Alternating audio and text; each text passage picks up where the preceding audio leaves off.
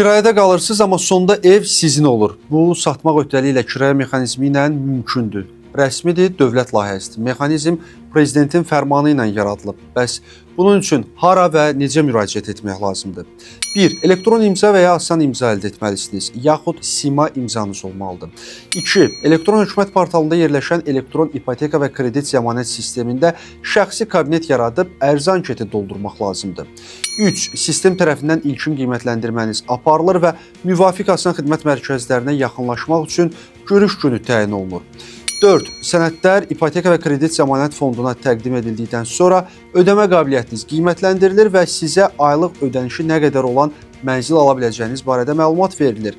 Məsələn, sizə deyilir ki, aylıq ödənişi maksimum 1000 manata qədər olan evləri ala bilərsiniz. 5. Elektron sistem üzərindən mənzil seçimi edirsiniz. Şəxsi kabinetinizə bildiriş göndərilir və həmin bildirişdə qeyd olunan notariat ofisinə yaxınlaşaraq satmaq öhdəliyi ilə kirayə müqaviləsini rəsmiləşdirirsiniz.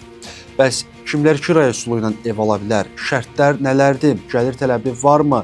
Bu və digər suallara növbəti buraxılışlarımızda cavab verəcəyik. Siz suallarınızı rəy bölməsində yazın, cavablandıraq.